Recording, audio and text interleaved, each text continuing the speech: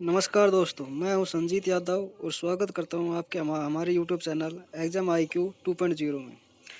दोस्तों, इस वीडियो में मैं आपके लिए लेके आया हूं एग्जाम IQ 2. इस वीडियो में आपके लिए लेके आया हूं रीजनिंग के कुछ इंपॉर्टेंट पर्सन जो RRB और NTPC में बार बार पूछे जा रहे हैं। अगर आपको वीडियो अच्छी लगे तो इसे लाइक करना और अपने दोस्तों के साथ शेयर करना, और अगर हमारे चैनल पर नए हो तो चैनल को सब्सक्राइब करना बिल्कुल मत भूलना। हमारा फर्स्ट प्रश्न है कि दी गई श्रृंखला में गलत संख्या ज्ञात करें।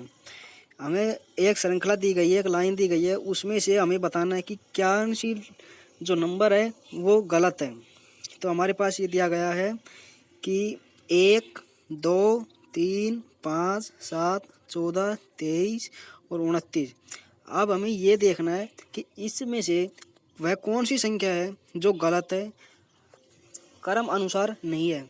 तो हम देखते हैं, पहले 1 है, फिर 2 है, फिर 3 है, फिर 5 है, फिर 7 है, फिर 14 है, फिर 23 है, फिर 29 है। तो अब इसमें देखते हैं, 1 से 2 तक जाएंगे तो 1 का डिफरेंस है, और 2 से 3 तक जाएंगे तो 1 का डिफरेंस है, और 3 से 5 तक जाएंगे तो 2 का डिफरेंस है, और 5 से 7 तक जाएंगे तो 2 का डिफरेंस है, और 7 से 14 तक जाएंगे तो 7 का डिफरेंस है, और फिर 14 से 29 तक जाएंगे, ये 23 तक जाएंगे फिर 9 का डिफरेंस है, और फिर 23 से 29 तक जाएंगे फिर 6 का डिफरेंस है। तो ये कोई लाइन नहीं बनी कि देखते हम देख 1 फिर 1 फिर 2 फिर 2 फिर 7 फिर 9 फिर 6, ये तो कोई लाइन नहीं बनी। अब हमें इसमें दूसरा मेथड लगाना पड़ेगा कि दूसरा मेथड क्या होगा। तो अब इन हम संख्याओं को देखते हैं कि संख्याएं है कैसी, इवन है, ओड है, अभाज्य है, भाज्य है या क्या है। तो हम इनमें से ही देखते हैं कि 1, 2, 3, 5, 7, 14, 23 और 19 में से एक संख्या ऐसी है जो भाज्य है और बाकी के अभाज्य हैं। अभाज्य का मतलब वो ये होता है कि ये संख्या किसी से भी डिवाइड नहीं होती, ये संख्या सिर्फ खुद से डिवाइड होती है और किसी से डिवाइड नहीं होती।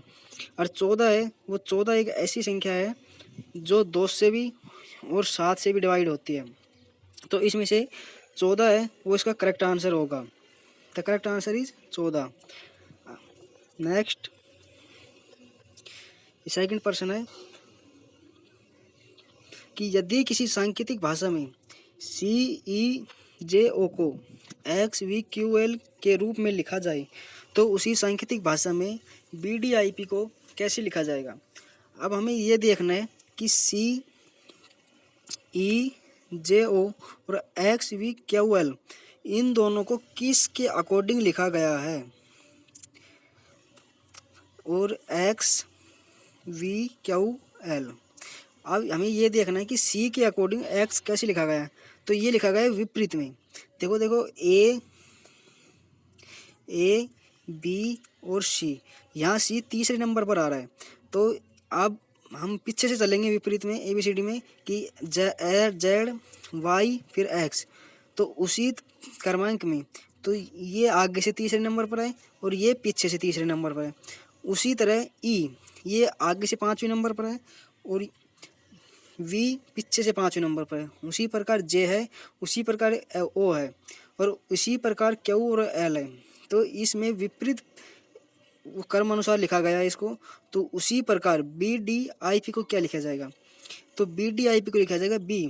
तो B है दूसरे नंबर पर, तो दूसरे नंबर का Z और Y, तो आएगा Y, पहले Y आएगा, उसके बाद D, ABCD, उसके बाद 4 पे, तो 4 पे आएगा तो आएगा W।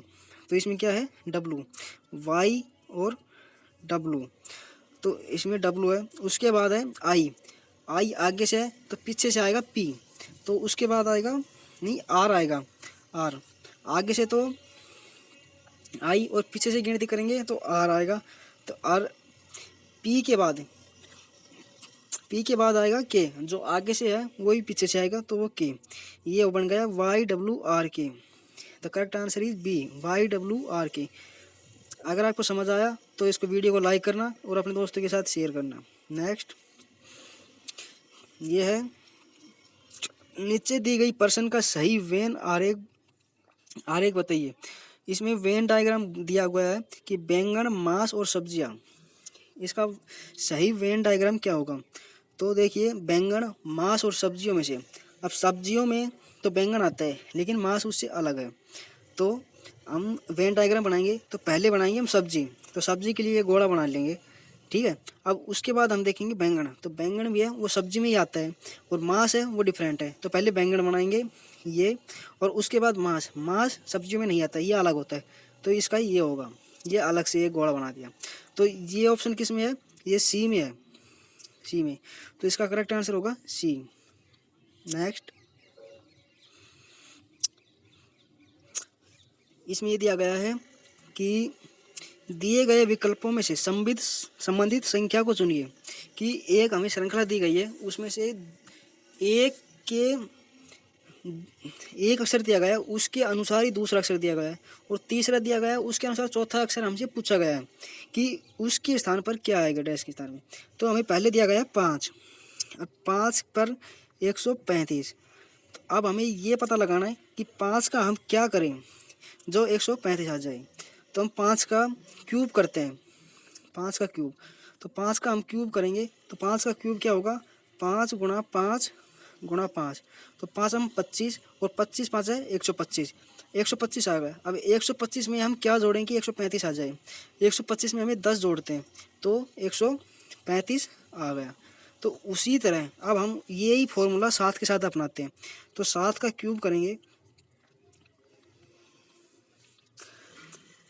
तो 7 का क्यूब करेंगे हम, तो 7 एकम 7 7 7, तो 7 सातू इन तीन को गुणा करेंगे 243, और 243 में क्या जोड़ें हम कि 10 आ जाए। तो 200 343, 343 में क्या जोड़ें, 10 जोड़ें तो 353।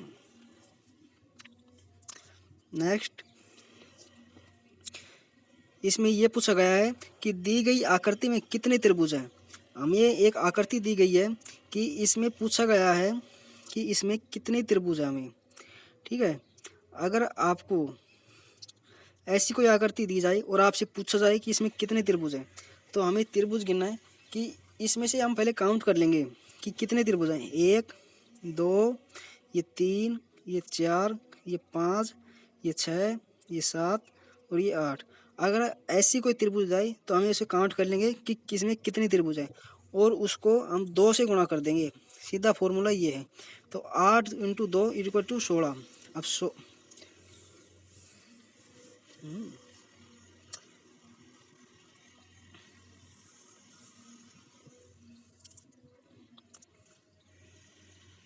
इसका 12 ऑप्शन होगा। ये देखो ये गलत हो गया। हमें ये त्रिभुज दी गई है, तो इसमें ये होगा कि ये एक डायग्राम दिया हुआ है, इसमें पूछा गया है कि इसमें त्रिभुज कितने हैं। तो हमें देखना है कि इसमें त्रिभुज कितने हैं। तो 1 2 3 4 5 6 7 और 8। 8 तो हमें दिख रहे हैं बाहर, तो 8 प्लस, अब उसके बाद इस डायग्राम में देखिए कि एक तो ये बन गया, 2 2 का पैर, अरे एक ये बन गया। अब 2 8 + 2 + 1 ये हो गया 2 का पैर, और एक ये हो गया +2। अब 8 + 4 = 12। अब 12 ऑप्शन सी ऑप्शन में, तो इसका सही आंसर होगा वो होगा 12 जो कि सी ऑप्शन है। अगर आपको ये वीडियो अच्छी लगी तो इसे लाइक करना, अपने दोस्तों के साथ शेयर करना, और चैनल को सब्सक्राइब करना बिल्कुल मत भूलना। तब तक के लिए धन्यवाद। जय हिंद, वंदे मातरम।